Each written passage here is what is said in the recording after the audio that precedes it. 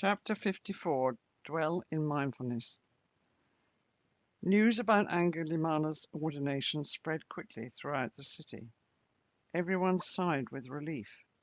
Even neighboring kingdoms soon learned of the murderous transformation, and the people held the Buddha and his Sangha in ever greater esteem.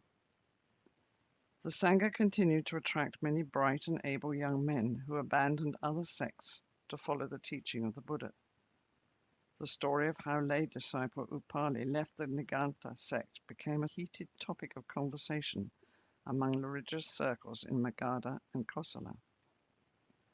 Upali was a wealthy and talented young man who lived in northern Magadha. He was one of the chief patrons of the Nigantha sect, led by a teacher named Nhat. The ascetics of Nigantha lived most frugally, shunning even clothes, and they were highly regarded by the people. That spring the Buddha was dwelling in Pavarika Mango Grove in Nalanda. He received a visit from one of Nataputta's senior students, the ascetic Digha Tapasi, who stopped by one day after begging in Nalanda. The Buddha learned from Tapasi that the followers of Nigantha did not speak of karma, kamani, but only of sins, dadani. Tapasi explained that there were three kinds of sin: sins committed by the body, sins caused by wrong speech, and sinful thoughts. When the Buddha asked him which form of sin was the most serious, the ascetic answered, "Sins committed by the body are the most serious." The Buddha told him that according to the way of awakening, unwholesome thought was considered more serious because the mind was more fundamental.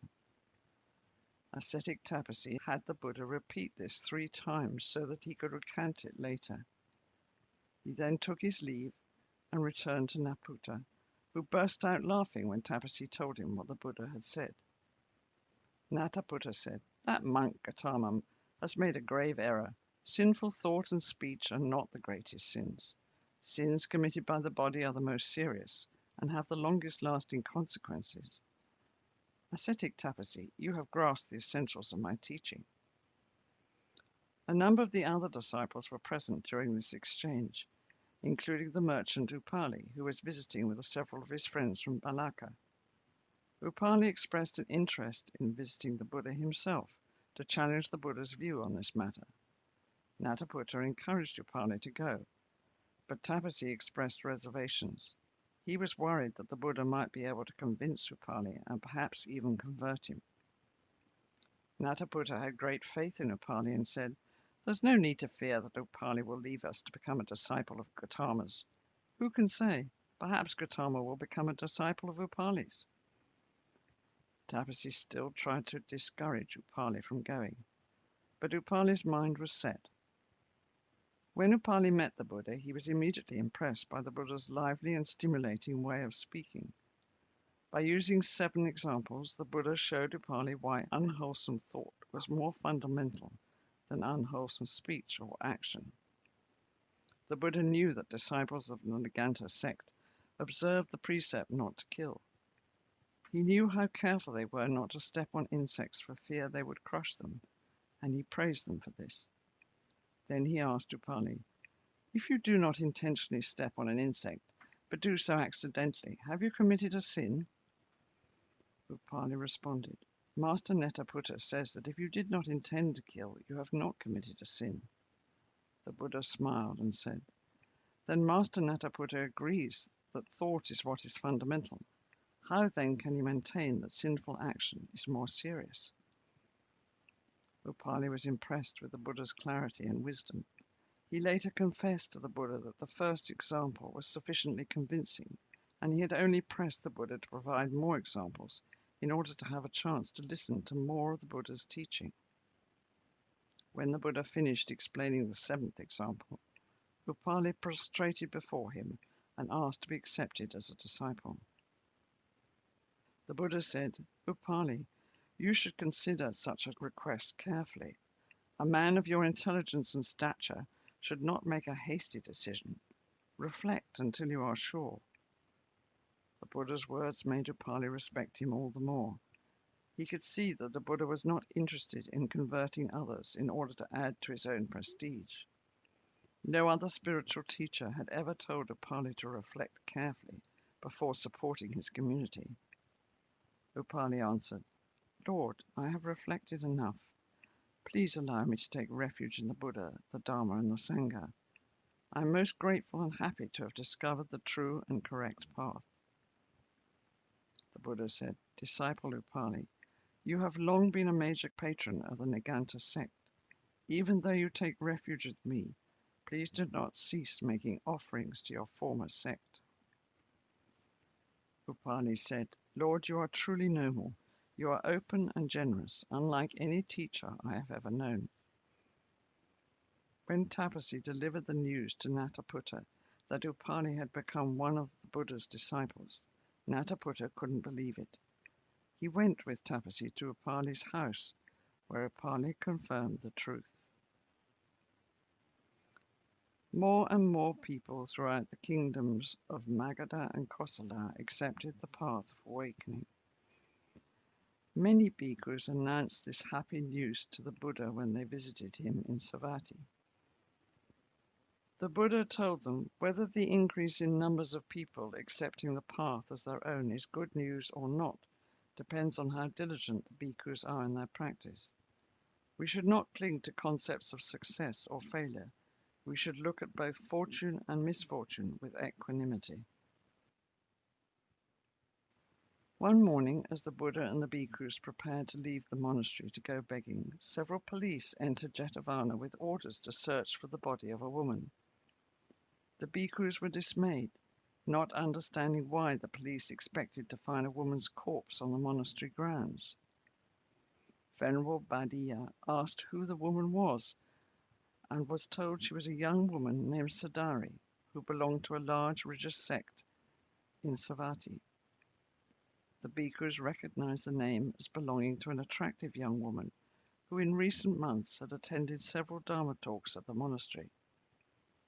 The bhikkhus told the police there was no chance her body would be found at Jetavana, but the police insisted on looking anyway.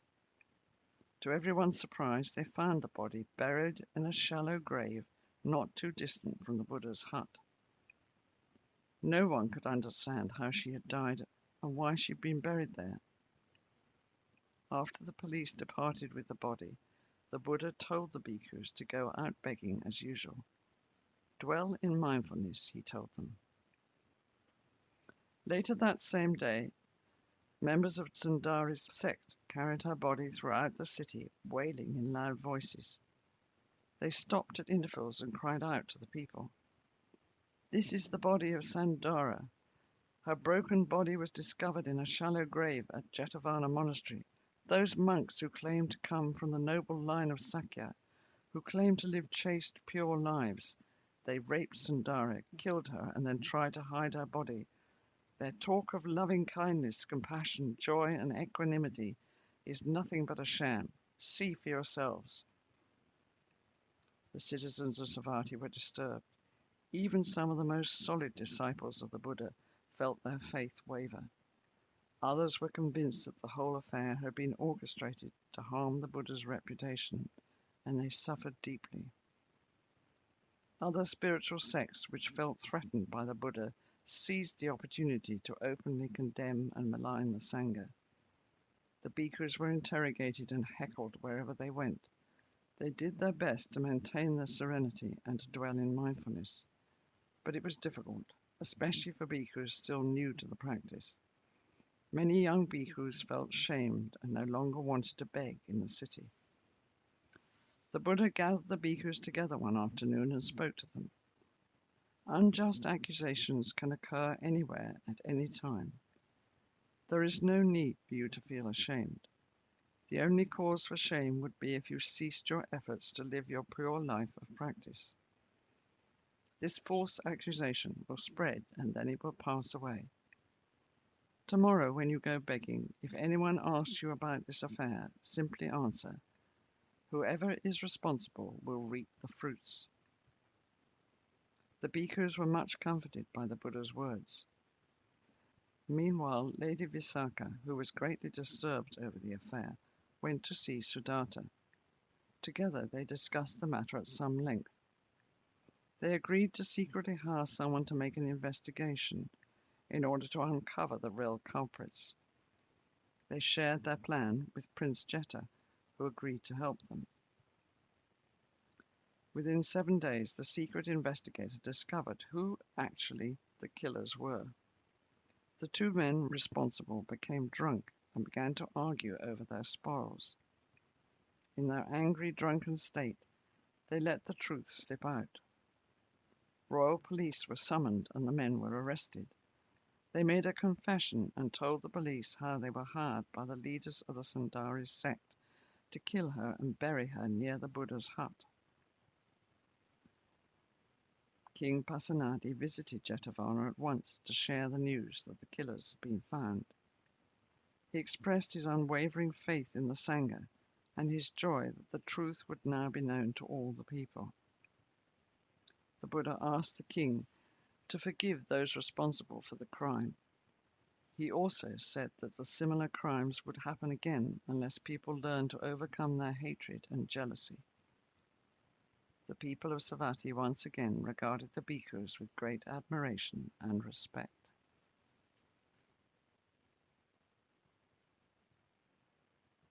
Chapter 55. Appearance of the Morning Star. One day the Buddha and Ananda visited a small monastery located just outside the city. They arrived when most of the bhikkhus were out begging.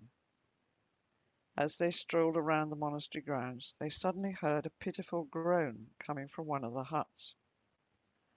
The Buddha entered the hut and found an emaciated bhikkhu curled up in one corner. A terrible stench filled the air. The Buddha knelt beside him and asked, "Brother, are you ill?" The bhikkhu answered, "Lord, I have dysentery." "Isn't anyone looking after you?" "Lord, the other brothers have gone out begging. There is no one here for me. When I first fell ill, several of the brothers did try to care for me. But when I saw I was of no use to anyone, I told them not to bother with me any more." The Buddha told Ananda, "Go fetch some water. We'll bathe our brother." Ananda brought a bucket of water and helped the Buddha bathe the sick bhikkhu. They changed his robe and lifted him back onto his bed. The Buddha and Ananda then scrubbed the floor and washed the bhikkhu's soiled robes. They were hanging the robes out to dry when the other bhikkhus returned. Venerable Ananda asked them to boil some water and prepare medicine for their brother. The community invited the Buddha and Ananda to eat with them. After the meal, the Buddha asked them, "From what illness is the bhikkhu in that hut suffering?" "Lord Buddha, he has dysentery." "Has anyone been caring for him?" "Lord Buddha, at first we tried to look after him, but then he asked us not to." Bhikkhus, when we leave our homes to follow the way, we leave parents and family behind. If we don't look after each other when we're sick, who will? We must care for one another, whether the ill person is a teacher, a student, or a friend. We must tend to him until he has regained his health. Bhikkhus, if I was sick, would you tend to my needs? Yes, certainly, Lord Buddha. Then you must tend to the needs of any bhikkhu who falls ill. Caring for any bhikkhu is the same as caring for the Buddha. The bhikkhus joined their palms and bowed. The next summer the Buddha stayed at Eastern Park in Savatthi. At the same time that Bhikkhuni Mahapajapati was teaching a large community of nuns in Savatthi. She was assisted by Bhikkhuni Khema, who once had been one of King Bimbisara's wives. She had become a disciple of the Buddha 20 years earlier. At that time, her profound natural insight was somewhat marred by her arrogance, but after receiving instruction from the Buddha, she learned humility. After only 4 years of practice as a lay disciple, she asked to be ordained. She was most diligent in her practice and was now an important teacher and leader among the nuns. Lady Visakha regularly visited her and the other bhikkhunis. One day she invited Sudatta, also known as Anthatapindika, the philanthropist who had purchased the Jeta Grove for the Sangha. to accompany her. She introduced him to Sisters Kema, Dhammadinna, Uppalavanna, and Patakara. Lady Visakha later told him that she knew them before they became nuns. Another day, Sudatta visited the Bhikkhunis' center with a male friend, also named Visakha, who was a relative of Bhikkhuni Dhammadinna, a well-known teacher among the nuns. The two men listened to Bhikkhuni Dhammadinna give a Dharma talk on the 5 skandhas and the Noble Eightfold Path. Visakha was astonished by her profound grasp of subtle truths. When he returned to Jetavana, he told the Buddha everything Bhikkhuni Dhammadinna had said. The Buddha replied, "If you asked me about the same subjects, I would have said the very same things as Sister Dhammadinna. She has truly grasped the teaching of emancipation and enlightenment." The Buddha turned to Ananda and said, "Ananda, please remember Sister Dhammadinna's discourse and repeat it to the entire community of monks. Her discourse is an important one." Bhikkhuni Bada Kapilani was also renowned for her grasp of the Dharma. Like Sister Dhammadinna, she was often invited to travel to offer teaching. The story of Bhikkhuni Patakara was heart-wrenching. She was the only daughter of a wealthy family in Savatthi. Her parents were overly protective of her and never allowed her to leave the house. All day long she was required to stay inside. Thus she never had a chance to meet any people. When she reached an age suitable for marriage, she fell in love without her parents' knowledge with a young servant in their household. When her parents arranged for her to marry the son of another wealthy family, Patakari urged her secret lover to run away with her. Early on the morning she was to be married, she disguised herself as a servant girl and pretended to go outside to fetch water. As soon as she was outside, she met her lover, and they fled to a distant village where they were married. 3 years later, Patakari became pregnant. When she neared her time, she asked her husband to take her to her parents' house to give birth there, as was the custom. Her husband was reluctant, but because she insisted, he agreed. But halfway there, Patakari went into labor and delivered a son. As there was no longer any need to return to her parents' home, they went back to their own village. 2 years later, Patakari was again with child. Again she insisted her husband take her to her parents' house. This time they met with tragedy. Along the way, a storm broke just as she was going into labor. Her husband asked her to wait by the side of the road while he entered the forest to cut some branches to make a shelter. Patakari waited for a long time, but her husband did not return. In the middle of the night, surrounded by rain and wind, she gave birth to a second son. At dawn, she lifted her newborn son in one arm and held her other son's hand, and entered the forest to look for her husband. She found him dead from a poisonous snake bite. She wept bitterly for a long time. Then she stood up and headed with her 2 sons towards her old home in Savatthi. At last she reached the river. The waters were swollen from the rain, making the water too deep for her first son to wade across. She told him to wait on the bank while she carried the baby safely to the other side first. She held the infant over her head as she walked through the deep waters. When she was halfway across, a mighty eagle swept down and grabbed the baby in its talons. She screamed at the bird to release her child, but it flew away. When her other son heard her cries, he thought she was calling him to join her. When Patakari turned around, she saw him stepping into the rushing waters. She shouted at him to wait, but it was too late. The strong currents swept him away, and she was unable to save him. At last, Patakari crossed to the other shore and collapsed on the banks. When she came to, she stood up and walked for several days until she reached Savatthi. When she finally arrived, she learned that her parents' home had been destroyed in the storm, and both her parents killed when a wall collapsed on them.